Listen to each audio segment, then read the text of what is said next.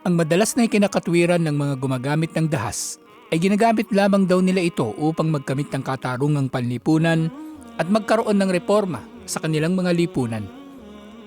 Ang iba't ibang mga grupong terorista, sila man ay mga Muslim o hindi Muslim tulad ng mga NPA at iba pang mga tulisang grupo ay gumagamit sa argumentong ito.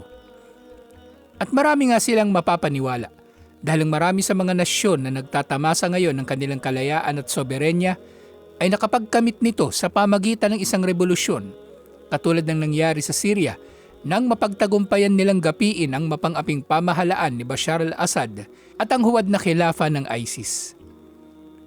Ngunit sa kasamaang palad, maling nauunawaan ng marami na ang dahas na ito ay maaring ituon na lamang kahit kanino.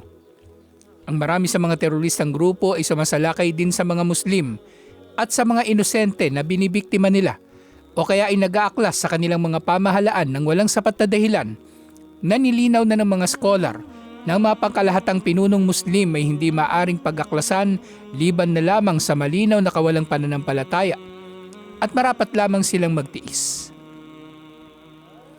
Madalas ang mga teroristang grupo ay nag-uugnay ng kanilang mga sarili sa may akda ng Kitabut Tauhid, ang aklat tungkol sa kaisahan ni Allah. Maging ang mga kanluraning media at mga ligaw na sekta na nagpapakilalang Muslim ay gumagamit din sa kanyang pangalan upang siraan ng Islam sa pamagitan ng paggamit sa salitang Wahhabism upang di umano ay ilarawan ng malupit na interpretasyon ng Islam na walang puwang para sa pagpaparaya, pagkamalumanay at pagpapatawad.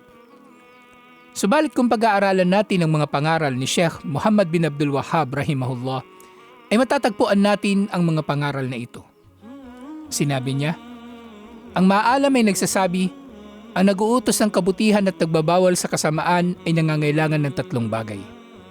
Ang malaman niya kung ano ba ang kanyang ipinag-uutos at ipinagbabawal. Maging malumanay sa anumang kanyang ipinagbabawal at ipinag-uutos.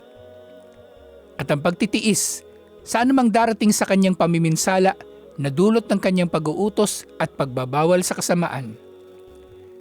Napakalinaw sa kanyang tinuran na una niyang pinangaral ang pagiging malinaw sa kung ano ba ang ating ipinaglalaban. At pagkatapos ay marapat tayong maging malumanay sa pagtataguyod nito at maging matiisin sa paninindigan dito. Dagdag pa niya, kayo ay nangangailangan sa pagsisikap sa pag-unawa rito, pagkilos ayon dito dahil ang pagkakamali ay maaring mangyari kahit sa taong matuwid dahil sa kakulangan niya sa pagsasabuhay nito o kakulangan ng pag-unawa niya rito.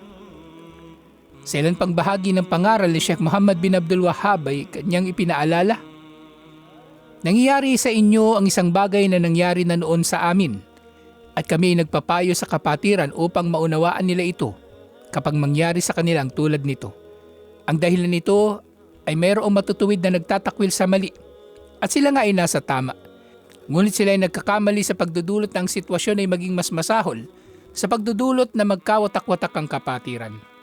Sinabi ni Allah, o mga nanampalataya, katakutan ninyo si Allah ng tunay na pagkatakot at huwag kayong mamamatay liban na lamang na kayo ay mga Muslim.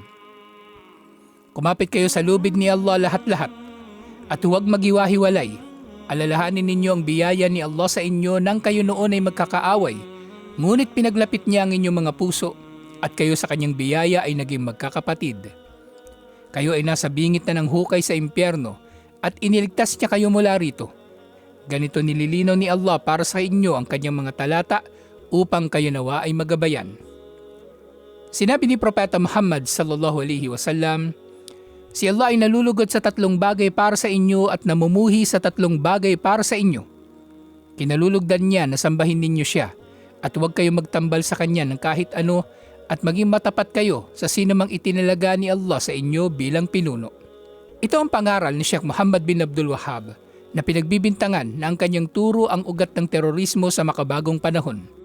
Ang kanyang pangunahing pangaral ay ang mag-aral, maging malumanay sa pag-uutos ng kabutihan at pagbabawal sa kasamaan, at ang magtiis sa paninindigan dito. Sa kanyang Kitabut Tauhid ay nababanggit din ang jihad, pero sa huling mga bahagi na lamang. Ibig sabihin ay may mas mahalaga pang mga bagay na dapat unahin dahil ang Islam ay hindi lamang puro jihad. Ang jihad ay wasila, paraan ng pagpapangibabaw sa salita ni Allah at hindi gaya o goal o layunin ng pagkakalikha sa atin.